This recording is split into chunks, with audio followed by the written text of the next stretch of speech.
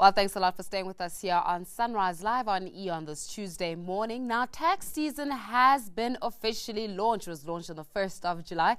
South African taxpayers have between now as well as November to submit their income tax returns. So joining us this morning to talk about the significance of tax season, we've got Busiswe Mdletshe, who's the CEO at BTMT. Now, of course, we invite you, as always, to be part of our conversation this morning by simply leaving your comments on our Facebook as well as on our Twitter pages. Busiswe, such a pleasure to have you here on Sunrise. Welcome. Thank you for having me, Faith.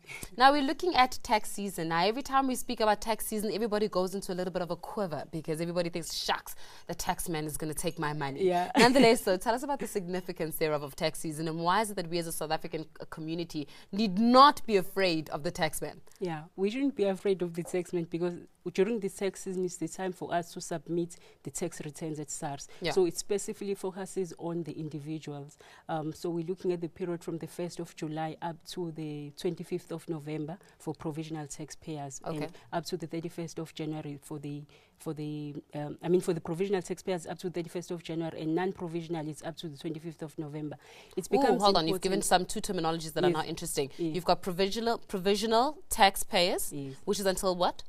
Provisional is up to the 31st of January. Of January Yes, next 2016. yes, So tell me, what is2017. a provisional taxpayer? A provisional taxpayer is someone who earns other income other than a salary. So let's say maybe you are employed, you earn a salary or remuneration from your employer, Yeah. and you have maybe another business on the side, or maybe let's say you have properties where you earn rental income, or you have investments where you earn like interest. So then you become a provisional taxpayer. But then if you are just a regular taxpayer that earns a salary from the employer, you become a non-provisional taxpayer, meaning your tax season runs up to the end of November. Okay, so in other words, let's say if I work on ETV and then I've got other things that I do on the side, I now am counted as a provisional taxpayer, yes. and that means that it continues up until 2017 January. Is that Yes, correct? yes. And then for provisional taxpayers, that individual that owns just one salary with an IRP5, and that individual's until when? November. Yes, it's non-provisional. That is a non-provisional yes, taxpayer. It's a regular taxpayer. Okay, great. So yeah. let's talk about the two different types. Starting off with the non-provisional taxpayer now. Yes.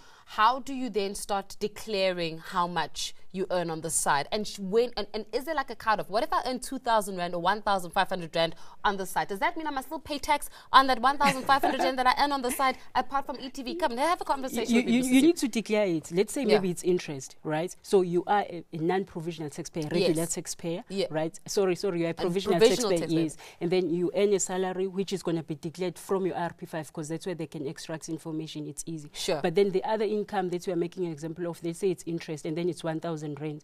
So if it's 1,000 Rand, you're not going to be taxed on that 1,000 Rand because there's a threshold. So up to 23,800, you will not be taxed. But then if you are under 65, but then it's something that you need to declare in your tax return. So when you submit your tax returns, you need to declare all the income that you've earned. Whether you'll be taxed or not taxed, that's secondary, but you need to declare everything that you have earned. Okay, and then for obviously when you're speaking about, and that's for the provisional and the non-provisional where you just earn a salary. In order for me to go to this taxman, what do I need to do? And do I need to be earning a certain income? So let's say that I do work on ETV for lack of a better example, and I've got a IRP5, I've got a salary at the end of the month, my salary is 3,000 Rand. Am I still going to be taxed on that 3,000 Rand? So what happens is the people that need to submit the tax returns are people that earn a salary of 29,167 per month. 29,000? Yes, which is about 350,000 per annum.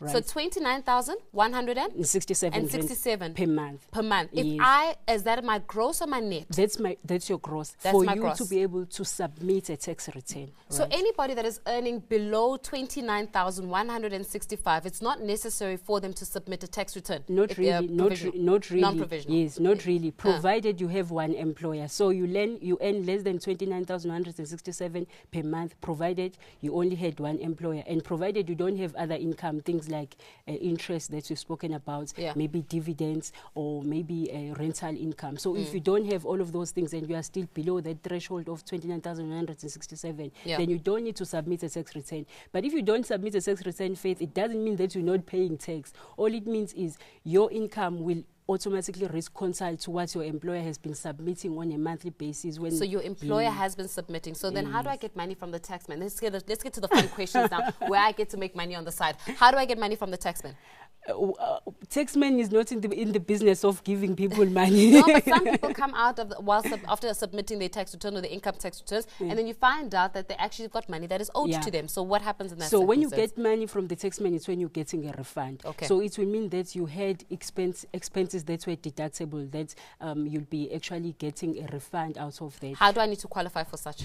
Okay, so you submit expenses like maybe medical aid claims. So you submit your medical aid certificates. If you've been traveling, maybe you had a travel allowance or a car allowance, you have to keep a proper logbook with the accurate kilometers that you have traveled for business, and you submit that to SARS. So those are the things that can trigger the refund. But you must not submit your tax return with the intention of expecting a refund to SARS. What you need to do is to make sure that you submit accurate information. That's why it's always important that before you submit your tax return, you have all the supporting documents in place. What are those supporting documents? Supporting documents, we are talking of the RP5 from your employer that will reflect your salary. So in other words, no, people should not fret. You just go to your HR, director or your manager and say, listen, can I please have an RP5 to submit? Okay, what else do I need? And then you need the investment certificates. If you have investments, like they will give you an interest certificate called IT3B.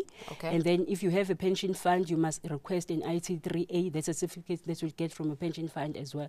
And then if you have a car allowance, like we've mentioned, you need to have a proper logbook. Now, the challenge is normally people fabricate the kilometers because they never keep the record of the business kilometers. It's very important that you have a proper logbook, because if then you submit your tax returns and you don't have proper supporting documents, and then SARS comes back to you maybe in a year or 2 years or 3 years time, they say you had submitted the tax return in the past 3 years, this is how much you had claimed as deductions. Can we have the supporting documents to prove that these were the accurate submissions? And then if you don't have those supporting documents, it becomes a problem. So you need to keep those documents for a period of 5 years. Period of 5 years. 5 years. Okay, so let's say that I'm also an employer, and I see that it's one of the questions that I'm employee wherever, and then you submit the returns, but you don't declare how much you earn. In other words, say that I earn 10,000 rand, or what did you say, 29,165. So let's say that I earn 35,000 instead of the 29,000, then I declare that I earn 29,000. Is that illegal? But then if you're working for the employer, remember, on a monthly basis, before they pay you a salary, they will have that gross income. Then they withhold the PAYE, pay as you earn, and then they pay it over to SARS. So the information about your gross income would be with SARS already. So it's very difficult for you to manipulate that figure. But let's say then you managed, through whichever way you manage to manipulate your gross income, it becomes a criminal case because you have now underdeclared your income.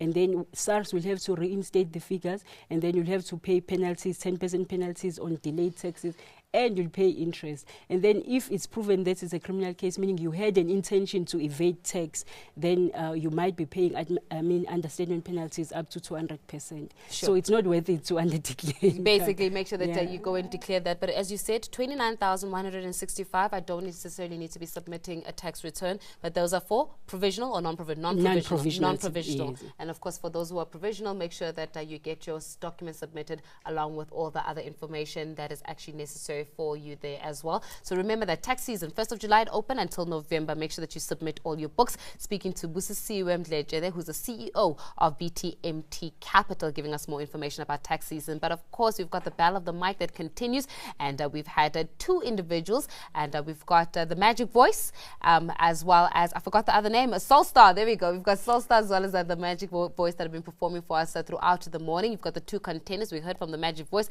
as well as Soulstar. You get to vote for who is it that gets to take home the Battle of the Mic winner.